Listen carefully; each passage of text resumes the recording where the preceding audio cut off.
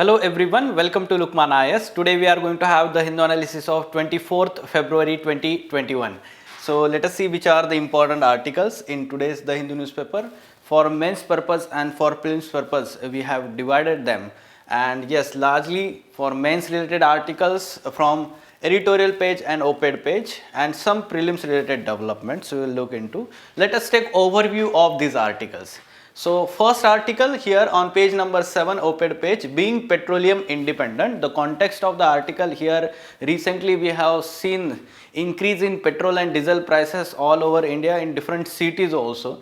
So for that purpose, how we need to be petroleum independent country, especially for long term energy security as well as environment protection. Right. So for that purpose, the article is providing some very good way forward also, and the initiatives being taken by the government at present. Okay, so one important scheme, FAME scheme, here we are going to discuss in that part. Next, a proper transfer policy needed. So again on page number 7 op-ed page, the article is relating to the frequent transfers of civil servants and how it leads to weakening of administration, the impact of the frequent transfer of civil servant. So article is discussing from that part. At the same time, it has some mentions of important committees and commissions, right? So from GS2 perspective, polity part, GS4 perspective, ethics in governance part, and then public administration optional subject. From that perspective, we are going to discuss this topic. Then human rights are everyone's business. Okay, so yes, on page number 6 op-ed page, the article here is discussing overall, let's say, issues in last 1 or 2 years that are happening related to human rights protection in India and how the present government is responding towards such human rights protection measures. Okay, so yes, recent context is of farmers protest and the arrest of environmental activist Disha Ravi. So here the article is discussing from that aspect. Okay, the new peak. Here again the recent increase in COVID-19 cases, editorial page. So the article is providing some facts in initial part and analysis also. So we'll have follow up on COVID-19 now. And then for prelims related articles, Indradhanush 3.0 to fill gap in immunization due to COVID-19 pandemic. So government schemes under this, we have to prepare some important government schemes for prelims examination. For that purpose, intensified mission Indradhanush IMI or Indradhanush 3.0. Okay, so this scheme we will try to understand. At the same time, the evolution of immunization programs in India. Terrorism is a crime against humanity. Here the statement is given by our external affairs minister while he was talking at the platform or addressing the platform UNHRC plenary session, or we can say that summit that is going on. Okay, so what is UNHRC? Again there will be repetition, but yes, this will be revision for you also. Now we are going to look into all these articles in detail and take input for our examination. First article on page number 7, being petroleum independent. Okay, so from GS3 perspective, in GS3 paper we have the syllabus point here, energy security, and at the same time the environment section is there. So having petroleum independent mobility, or we can say electric mobility, shifting towards electric mobility is very important part of our syllabus. Okay, so questions can be asked from this. Which kind of measures have been taken by the present and the earlier government in recent times, and then what measures, more measures are required to be taken for in that direction. So let us have the overview of all the measures in last decade that have been taken by the successive government regarding this.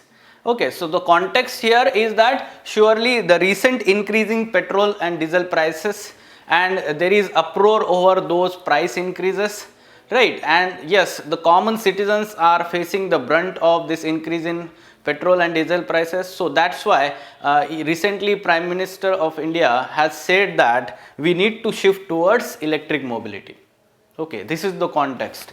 Now the first and foremost important, let's say, the policy document regarding electric mobility is National Electric Mobility Mission Plan 2020, NEMP 2020. Now this was launched in 2013 with the view of promoting the manufacturing and adoption of hybrid and electric vehicles in India. Okay, so to achieve the national fuel security by adopting these vehicles. Okay, so this was the overarching let's say philosophy here, and under this particular plan the FAME scheme was launched. Okay, so but before that the UPA 2 government has also had come up with the fuel efficiency standards for passenger vehicles. Okay, and accordingly all the passenger vehicles have to follow some of the fuel efficiency standards. Okay, and then the FAME 1 scheme and FAME 2 scheme. Okay, so before FAME 2 scheme there was National Policy on Biofuels 2018.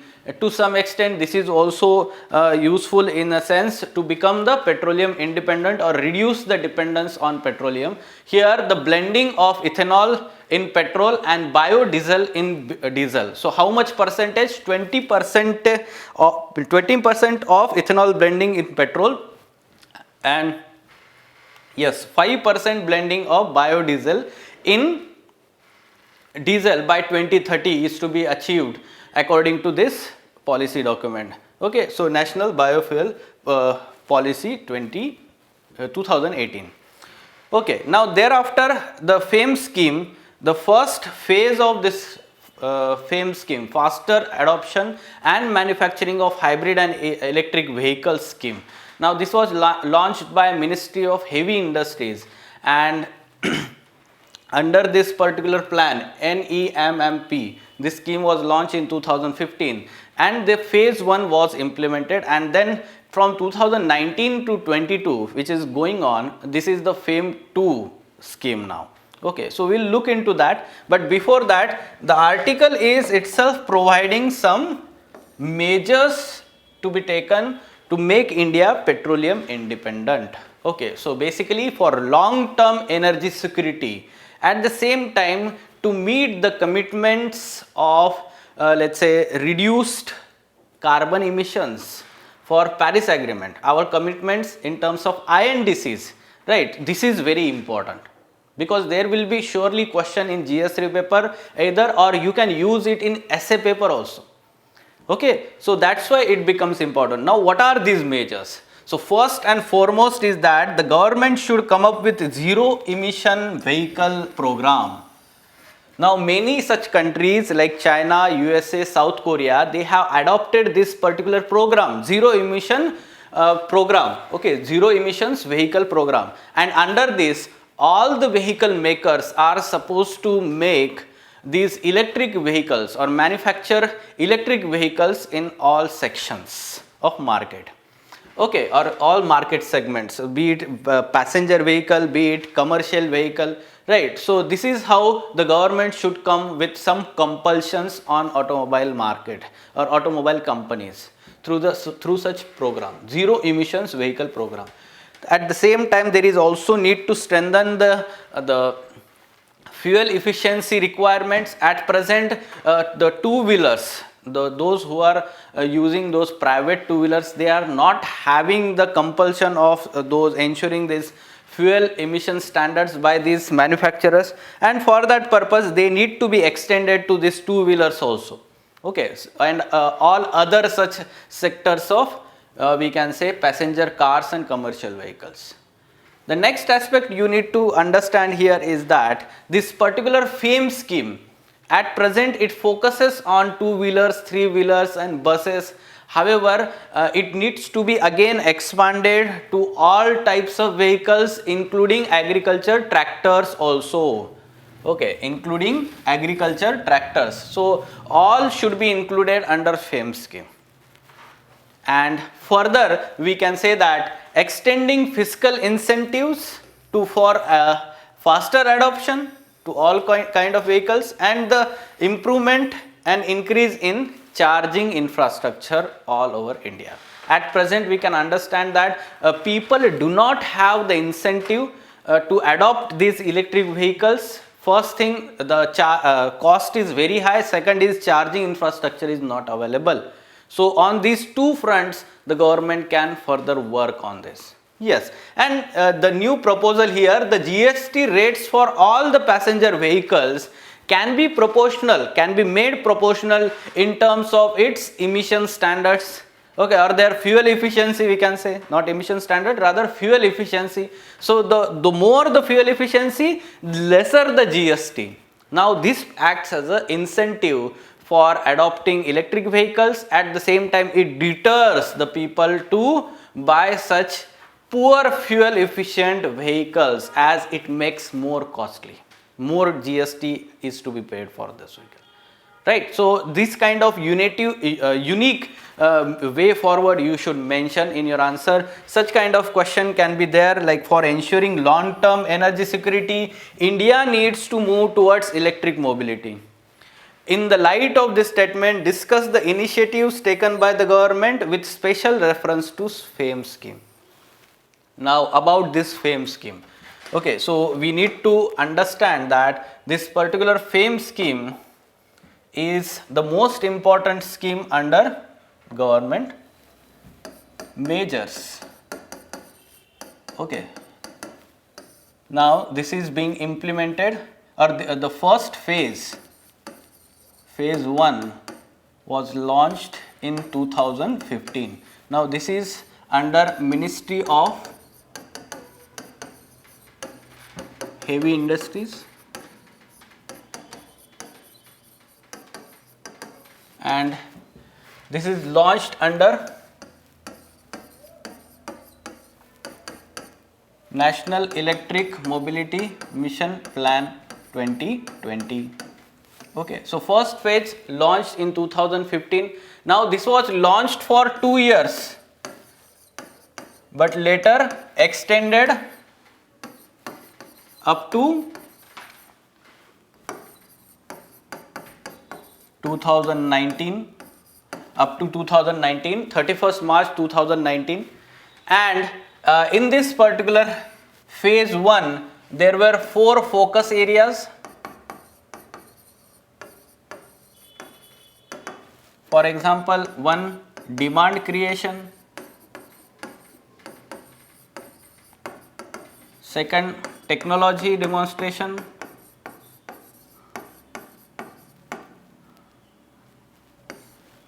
3rd aspect, charging infrastructure,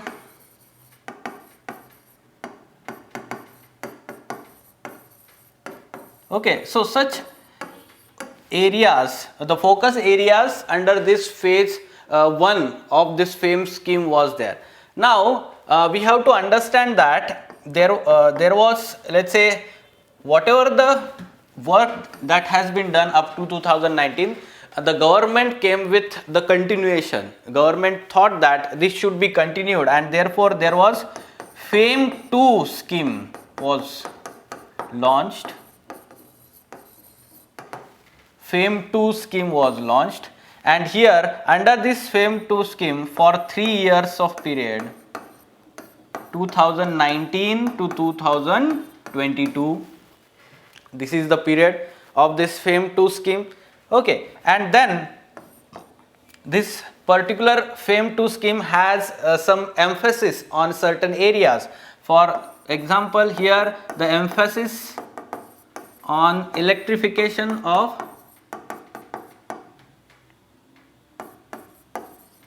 public transport.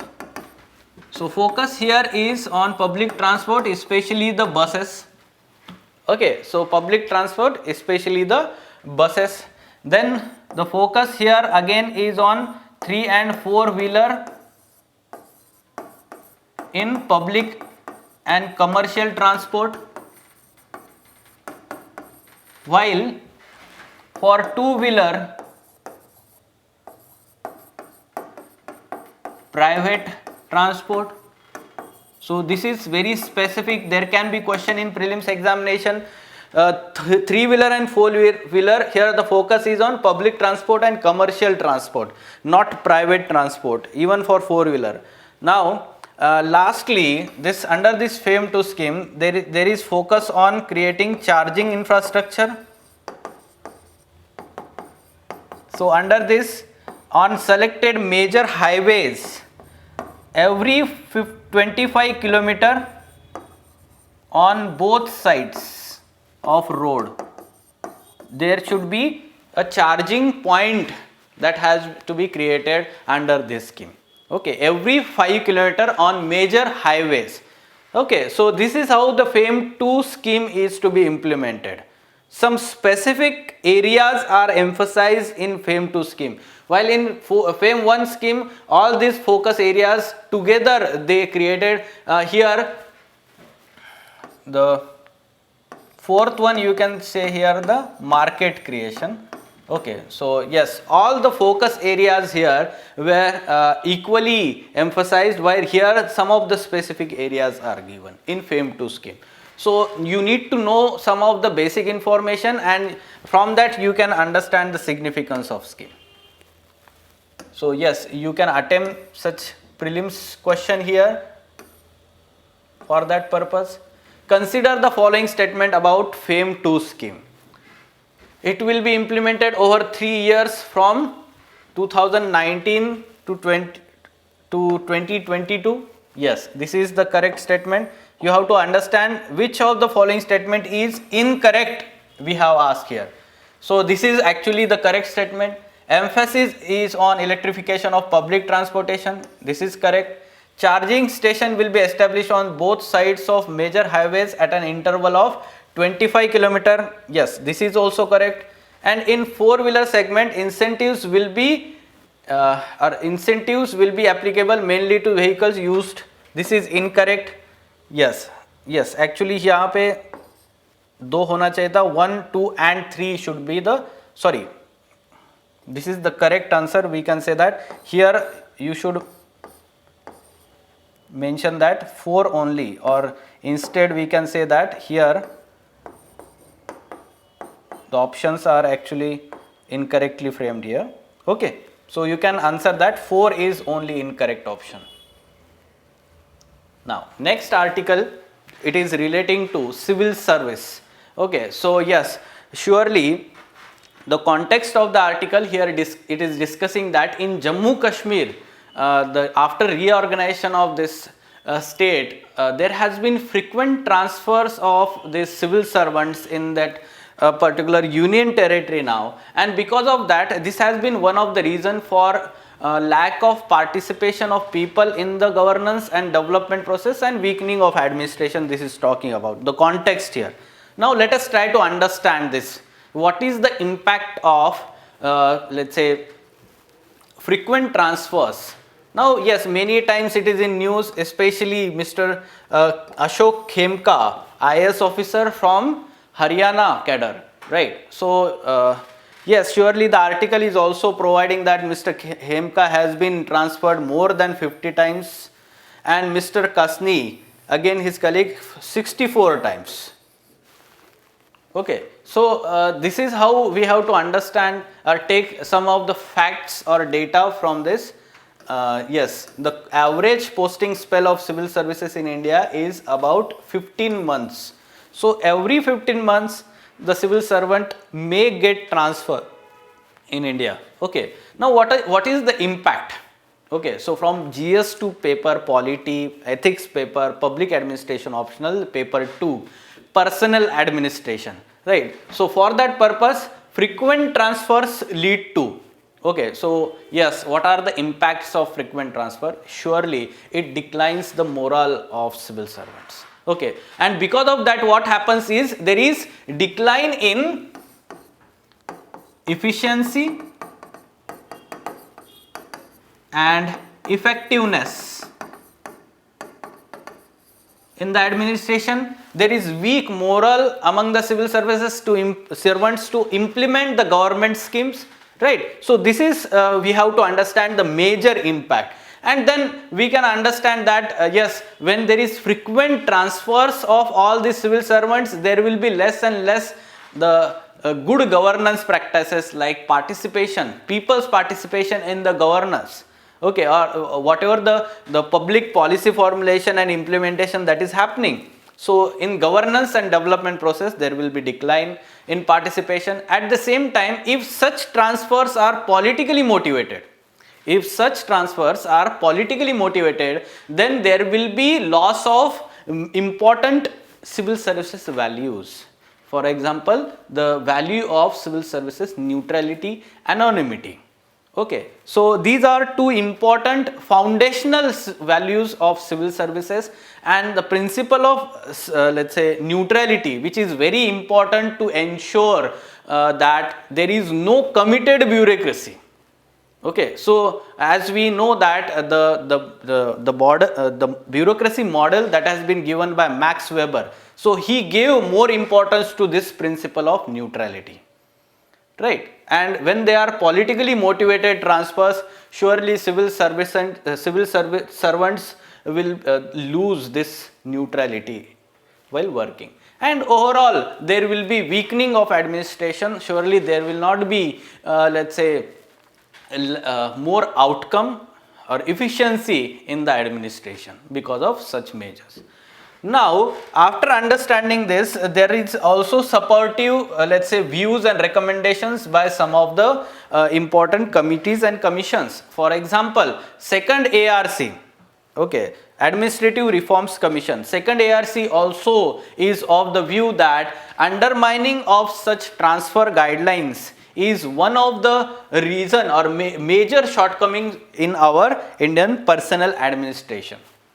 Okay, so undermining transfer guidelines that have been undermined from time to time. Yes, we can understand that yes, the heads of civil servants are political executives, and these executives they are responsible for these transfers. They may be politically motivated, they may be let's say their view is different from what is expected, right?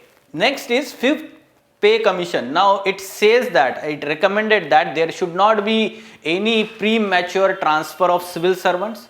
Premature in a sense, if the civil servant is just trying to adjust to the new post, a new position, and trying to bring some important changes in that particular area of influence, his or her area of influence, there should not be premature let's say transfer of that civil servant.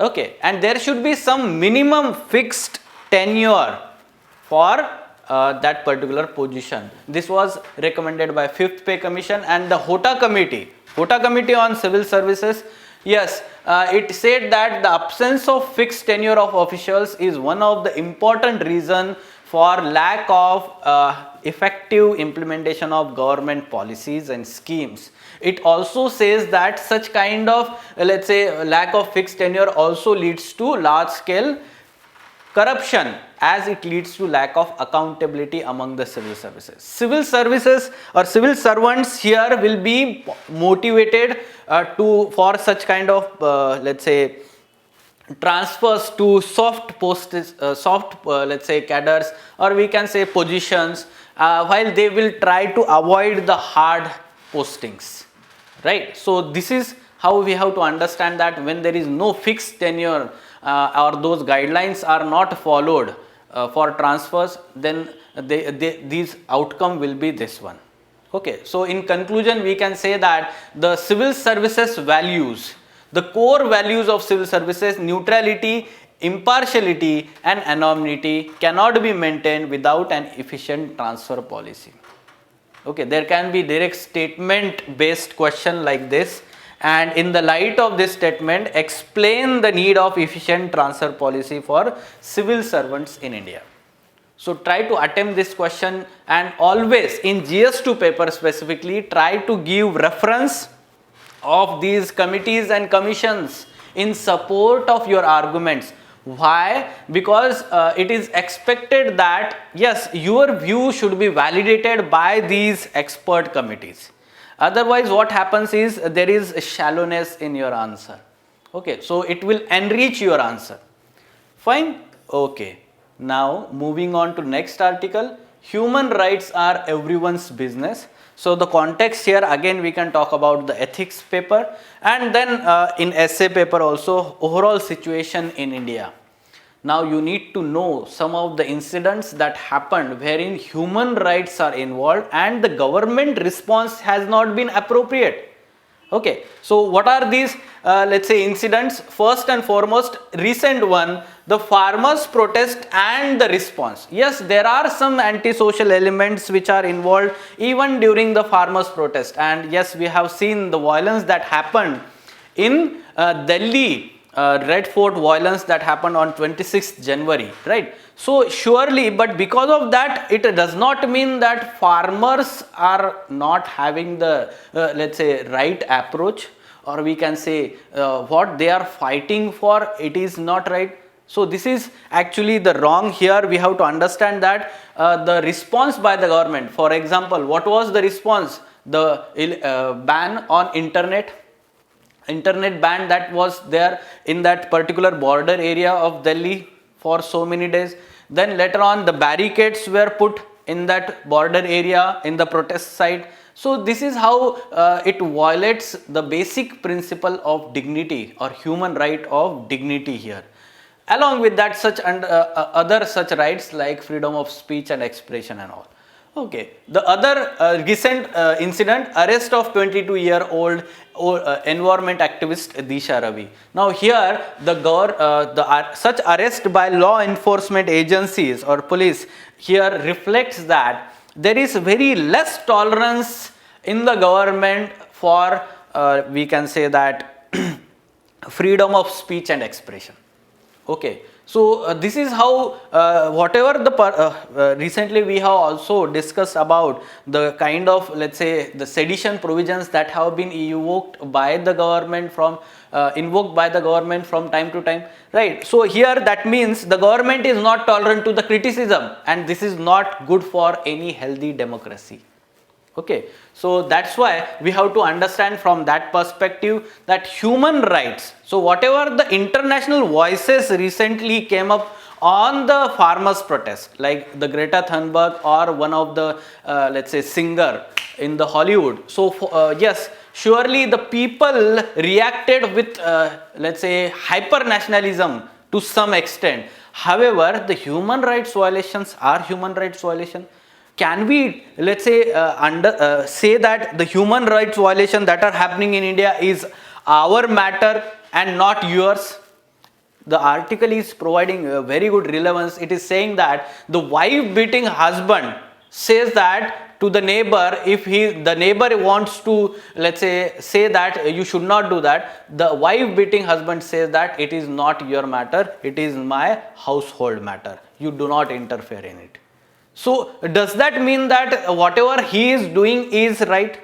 No, right? So this is how the article or the writer is giving very good relevance to that incident. Yes, but surely the sovereignty is important. However, in the name of sovereignty, the human rights cannot be, let's say, or human rights violations cannot be overlooked. Okay, so from that perspective, we have to also understand that how India has been, let's say, at the forefront of protecting and promoting human rights in the world. How? For example, yes, when this particular Universal Declaration of Human Rights that took place in 1948. So for that Universal Declaration, there was continuous, let's say, promotion of Gandhian and Nehruvian values by Indian leaders or promoters in US and other such European countries. You have to understand that, yes, before independence itself, Gandhiji and Jawaharlal Nehru, all these leaders wanted to promote human rights not only in India, however at the world level also, and to some extent, yes, they have been successful in making it more comprehensive, this particular document. At the same time, India has also advocated the removal of apartheid system and always let's say fought in support of those who were fighting in South Africa against this apartheid system. For example, Nelson Mandela. Okay. So at the same time, in recent times, if we are talking about, the government of India has from time to time voiced its concern regarding the human rights violations of Tamilian minority population in Sri Lanka.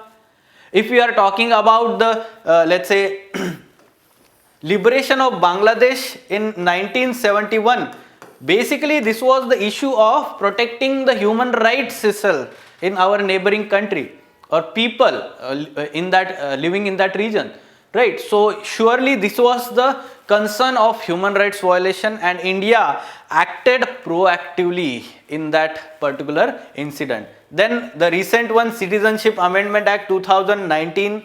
So those religious minorities persecuted in 3 neighboring countries.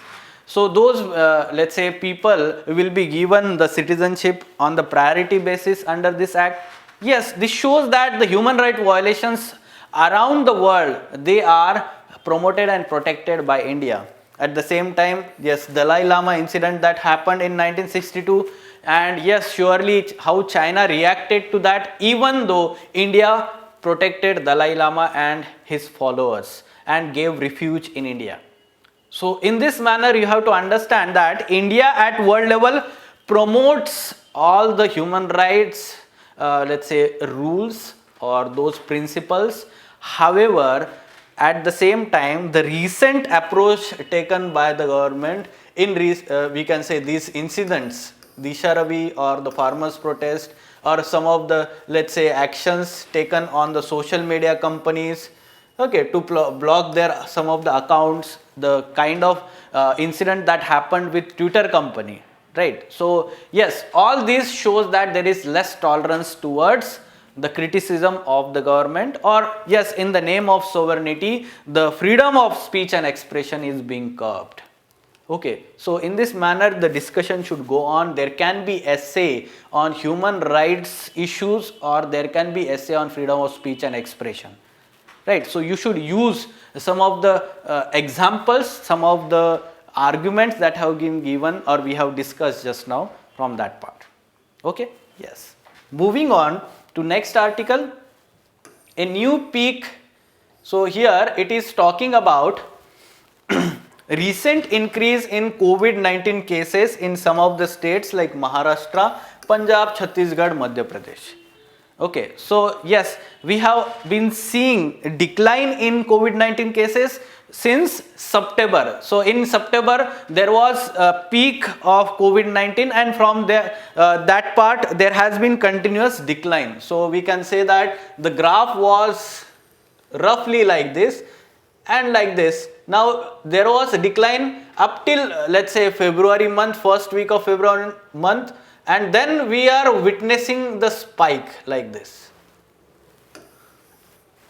We are witnessing again the spike in some of the states, especially like Maharashtra and Punjab. There has been many cases in recent times. At the same time, 2 new mutant virus have been detected in some of the, let's say, samples in those COVID-19 patients. So from that perspective, we have to understand here that whatever the number of cases that are increased, the reason at present is not established, but some of the probable reasons can be the lack of targeted testing or integrity in reporting.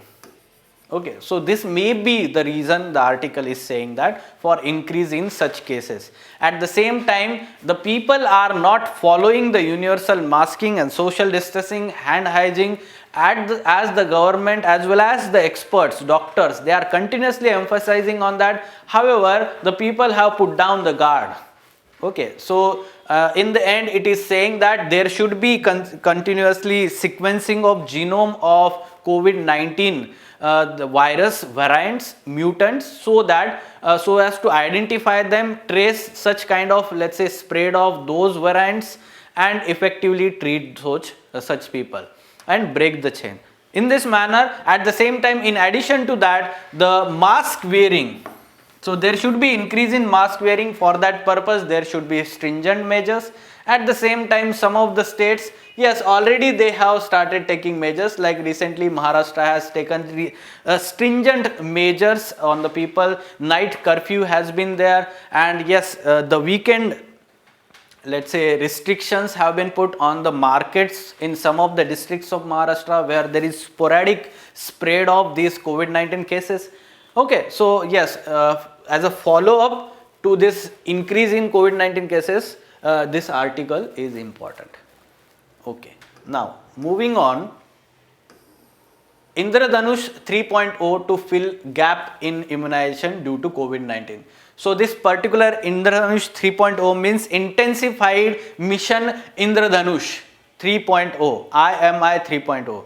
So before going into details of this, let us understand the evolution of immunization programs in India.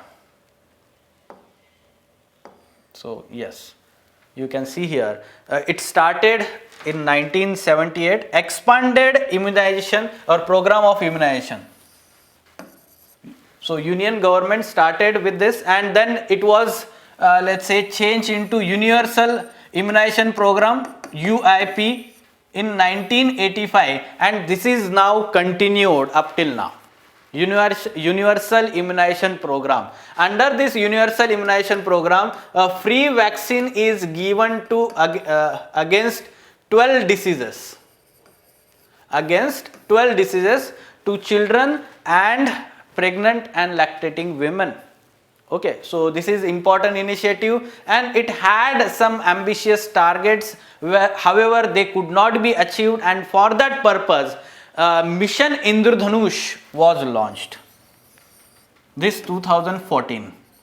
Under this Mission Indradhanush, what we wanted to do is some of the intensified and aggressive immunization programs were adopted, especially backward districts where immunization is lower. Okay, so yes, for that purpose this was there, and then we can understand that even in this Mission Indradhanush, there was let's say some areas were lacking let's say immunization, and for that purpose in selected districts there was IMI1, Intensified Mission Indradhanush 2017. So for particular period of time, there is intensified immunization program carried out in certain backward district, identified district where immunization levels are less. A similar kind of events are now happening, like the second one, Intensified Mission Indradhanush 2.0 in 2019 to 20. Again the kind of, let's say, immunization in selected district in phase wise manner, that is what that was happening here. Now in last 1 year there was overall reduction in normal immunization of children because of COVID-19. The people were not visiting the hospitals for immunization because of fear of COVID-19 infection, and therefore there was lack of, let's say, immunization. At the same time, because of scarcity of the resources, the human health personnel, right, human resource, so because of that the immunization took back seat. And for that matter, now the government or Union Ministry of Health and Family Welfare has come up with Mission Indradhanush 3.0 or Intensified Mission Indradhanush 3.0. Now this is to be implemented in 2 rounds lasting 15 days, and at the same time 250 pre-identified district or urban areas. Okay, so this is going to be implemented. At the same time, migration areas and remote areas will be targeted, because these people were lacking, let's say, did not get the immunization at right time. So that's why we are focusing on those areas. Okay, women and pregnant women and children, for that purpose. So yes, 12 diseases, life-threatening diseases, universal immunization program, free vaccines. Okay, so which are these 12 diseases? Also you can refer to this: TB, diphtheria, pertussis, tetanus, polio, Then we have hepatitis B, pneumonia, and meningitis due to Haemophilus influenza type B, HIB. Then measles, rubella, and Japanese encephalitis, and rotavirus diarrhea. Right. So these are the diseases against which the free vaccine is given under universal immunization program. Okay. Yes. So this is the basic information for prelims examination. Moving on. Terrorism is a crime against humanity. Now here the context of the article, our external affairs minister is talking about talking at the platform UNHRC meeting. So there is 46th session of Human Rights Council, United Nations Human Rights Council is going on, and yes, our external minister is addressing here.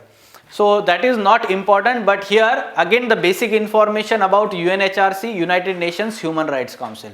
So yes, you need to repeat it again and again, revise it again and again. In examination, you should be very clear about all the factual data regarding these international organizations. Yes, UNHRC 47 member. Yes, I remember about that surely. Then again, it was formed in 2006. Yes, which body it replaced? United Nations Commission on Human Rights, the earlier body, it replaced by UNHRC. Now you have to know some basics here, like head office, yes, Geneva, the head office of UN here itself, and then the members, these 47 members are elected by UNGA, United Nations General Assembly, for period of which 3 years, the term is 3 years, and they are not eligible for more than 2 consecutive terms. The member states are not eligible for membership of more than 2 consecutive terms. At the same time, this particular body UNHRC carry out all the analysis and put resolutions about all the human rights violation in member countries, and this is included in Universal Periodic Review. Every year this is declared Universal Periodic Review, UPR. So you need to remember that it is related to UNHRC. Okay, so there can be question like Universal Periodic Review is related to which of the following international organization? So this is UNHRC. Fine. So this is the basic information about UNHRC. And then the important captions and quotations. Today we have very good important that can be used in essay paper and different GS papers. Like democracy which does not ensure and secure universal rights for all is a democracy only in name. So if there is essay regarding democracy, or you can use this: being respected, not having their dignity violated, and having sense of security. These are the important aspect of, we can say, human rights. Being respected, not having their dignity violated, and having sense of security. So yes, everyone anywhere should get, whether it is Syrians on the Italian shore, or Rohingya in Myanmar, Hindus in Pakistan, or stateless refugees at the border of Mexico. These are the major areas where we are seeing the human rights violations. Okay. Then now this is the very good statement. It is given in M. Laxmikant also, and then this particular statement was there in this article also, that we are talking about human rights. Right. So rights are indivisible basically. Rights are indivisible. They are not looked into the isolation, and this was talked about these 3 important principles or rights mentioned in our preamble, and Dr. B.R. Ambedkar, while talking in a Constituent Assembly, said this statement: without equality, liberty would produce the supremacy of few over many. This is correct. Without equality, there will be supremacy of few over many. Equality without liberty would kill individual initiative. This is also true. And without fraternity, liberty would produce supremacy of few or many. This is repeated. Without fraternity, liberty and equality could not become natural course of things. It would require a constable to enforce them. Okay. So for that purpose, we can understand these 3 are to be looked from integrated manner. Okay, equality, liberty and fraternity that have been taken from, or these principles were adopted from French Revolution in our Indian Constitution. French Revolution. Okay, liberty, let's say equality and fraternity. Three principles. Okay, so French Revolution from we have adopted. Then we have good governance and better administration of development is often offered as plausible solution to conflict management. So basically these two statements are related to civil services and their importance. So civil servants and their importance, this is we are talking about in GS2 paper, GS4 paper and essay paper. So you can use them accordingly. Okay, so yes, surely these were important articles from today's The Hindu newspaper. For further information on editorial discussion classes or ED classes, wherein in-depth analysis of men's related issues and articles is done by Ansari Sir and team, you can contact LUKMAAN IAS. At the same time, अगर आपको ये video पसंद आया है तो इसको like कीजिए, comment कीजिए, शेयर कीजिए अपने फ्रेंड्स के साथ और साथ ही साथ चैनल को सब्सक्राइब कीजिए. Thank you.